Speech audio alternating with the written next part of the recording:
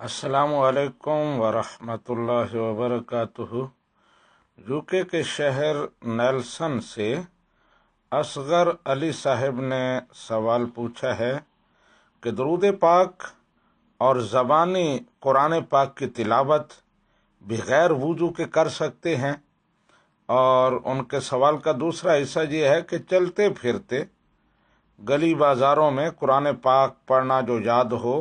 اور درود پاک پڑھنا کیسا ہے۔ اصغر علی صاحب، درود پاک اور زبانی قرآن پاک پڑھنے کے لیے وضو ضروری نہیں ہے، شرط نہیں ہے۔ آپ بغیر وضو بھی زبانی قرآن پاک تلاوت کر سکتے ہیں، درود پاک بھی پڑھ سکتے ہیں، لیکن قرآن پاک کو ٹچ کرنے کے لیے، چھونے کے لیے وضو ضروری ہے۔ بغیر وضو قرآن پاک کو یا قرآن پاک کے کسی حصہ کو کہیں کوئی آیت لکھی ہوئی ہے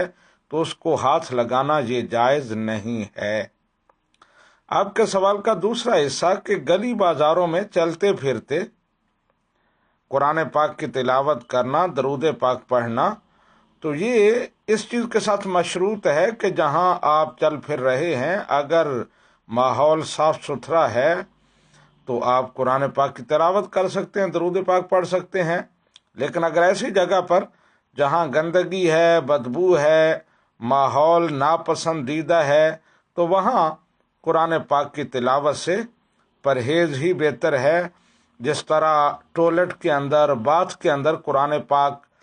پڑھنے سے منع کیا گیا ہے، درود پاک، کلمہ شریف اور دیگر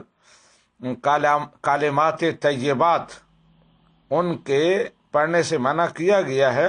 تو اسی طرح کسی ایسے مقام پر جہاں ارد گرد گندگی ہے، ماحول ناپسندیدہ سا ہے، تو وہاں بھی قرآن پاک کی تلاوت